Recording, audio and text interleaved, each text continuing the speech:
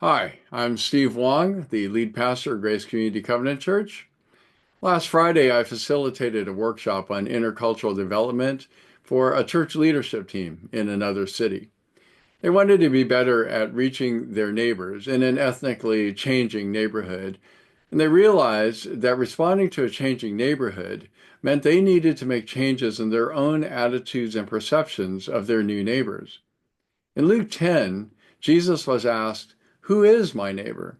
And his reply was, "Pretty much anyone that we come in contact with."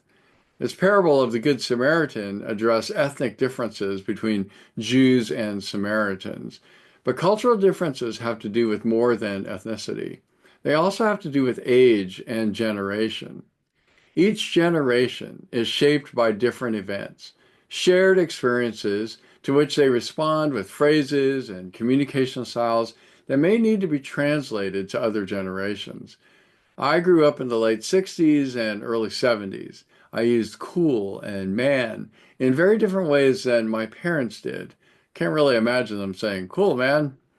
My kids use LOL and low key, phrases that don't exactly roll off my tongue. Justin Ariel Bailey, a Filipino American theologian, asked a question: what would be good news to these people? If these people are my Gen Z and millennial neighbors who might even live in my own house, consider the following report from Religion News Service, February 4th, 2025. Between 1998 and 2000, 8% of Americans indicated no religious affiliation. By 2022, this had grown to 27%. The unaffiliated percentage is even higher among younger Americans. Nones, those with no religious affiliation, now constitute 31% of the millennials between 25 and 40, and 33% in Generation Z, those between 11 and 24 years of age. Still, the younger generations are looking for God.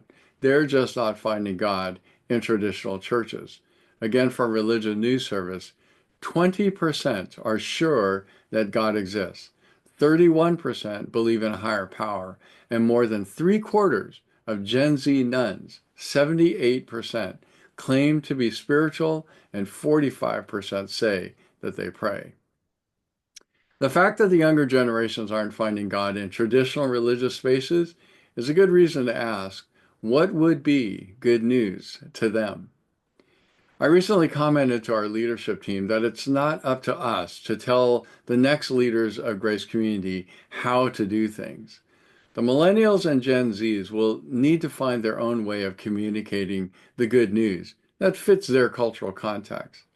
But we can tell them why we've done what we've done: to love God and to love people in response to the Great Commission and the Great Commandment.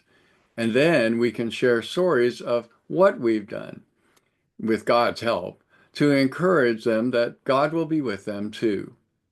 And of course, we can support them with our resources, our time, talent, and treasures as they determine how to communicate the good news and nurture followers of Jesus.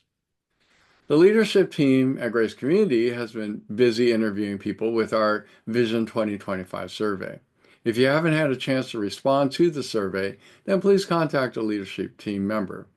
And let's pray together to discern God's path forward for Grace Community so that we can convey the good news to people of all generations.